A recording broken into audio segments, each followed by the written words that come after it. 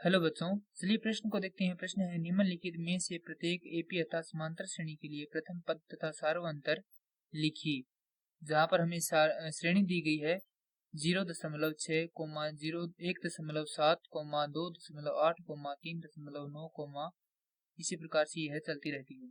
प्रश्न को हल करने से पहले इस प्रश्न की जो मुख्य अवधारणा है उस पर विचार करते हैं। मुख्य अवधारणा, इस प्रश्न के लिए जो मुख्य अवधारणा है वह है समांतर श्रेणी। अर्थात हम यहाँ पर समांतर श्रेणी की परिभाषा पर विचार करेंगे कि समांतर श्रेणी की परिभाषा क्या होती है और वह किस रूप में होती है। वह अनुक्रम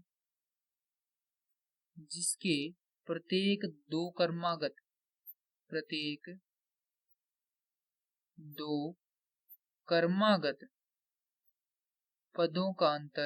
पदों का अंतर समान रहे, समांतर श्रेणी कहलाती है। इसका रूप होता है प्रथम पद, द्वितीय पद, तृतीय पद और इसी प्रकार n पदों तक अनंत तक चलती रहती है। अगर जो प्रथम पद है a, उसे हम a द्वारा ही निरूपित करते हैं। द्वितीय पद को a के साथ सार्वअंतर को जोड़ देते हैं। तृतीय पद के लिए जो प्रथम पद है उसके साथ सार्वअंतर को 2 बार जोड़ते हैं और इसी प्रकार nवें पद के लिए जो प्रथम पद है उसमें सार्वअंतर को n घटाव 1 बार जोड़ देते हैं। अब श्रेणी दी गई है उसे लिखते हैं। श्रेणी है 0.6, 1.7, 2.8, 3.9, इसी प्रकार से ये चलती रहती है। हमें इस श्रेणी के लिए प्रथम पद ज्ञात करना है और सार्वअंतर ज्ञात करना है। तो प्रथम पद होता है अर्थात पहला पद। इस श्रेणी का पहला पद है 0.6, a बराबर 0.6। तो हमारा जो प्रश्न का एक भाग है वह यहाँ पर हल हो गया है।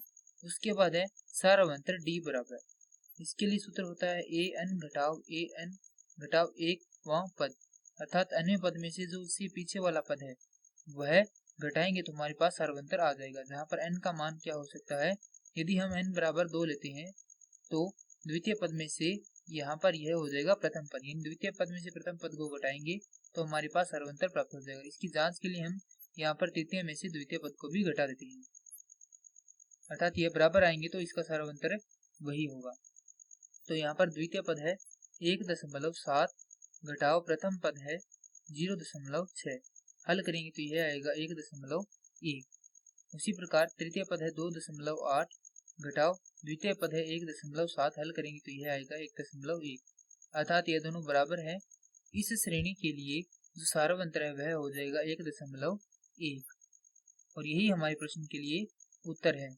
अतः हमारे प्रश्न के लिए सही उत्तर हो जाएगा प्रथम पद बराबर a बराबर 0.6 और सार्वअंतर हो जाएगा इस श्रेणी के लिए d बराबर 1.1। मैं आशा करता हूँ कि यह प्रश्न आपको समझ में आया होगा। धन्यवाद।